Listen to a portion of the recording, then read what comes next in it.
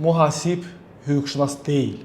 Mənə bir direktor müraciət etdi, bir şirkətin rəhbəri və bildirdi ki, Dövlət Əmək Müfəttişliyindən onlara məktub gəlib, araşdırmaya başlayıblar. İşçilərdən biri Dövlət Əmək Müfəttişliyinə müraciət edib, iddia edib ki, müqavilə bağlamadan işlədiblər.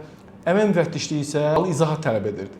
Həmin şirkət rəhbəri məndən hüquqi məsləhətlər istədi. Qeyd etdim ki, bu hərəkətlər, yəni əmək müqaviləsi olmadan işçinin işlədilməsi 20 mindən 25 min manata qədər cərimə nəzərdə tutulmuşdur. Mühasib hüquqşünas deyil.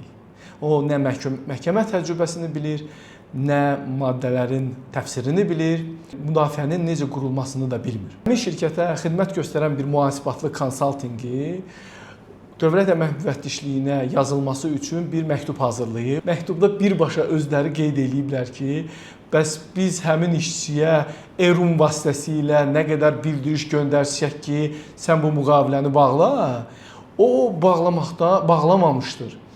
Və biz əlacısız qalaraq həmin əməkdaşı əmək müqaviləsi olmadan işlətmişik. Sən artıq Dövlət Əmək Müfəttişliyinə öz dilinlə sübut verirsən ki, bəli, mən İnzibati Xətalar Məcəlləsini söhbətə cəlb edilmək üçün əsasım var. Yoldaşlar, hərə öz işi ilə məşğul olsun. Mühasib mühasibatlığı ilə, hüquqşünas hüquqşünaslığı ilə.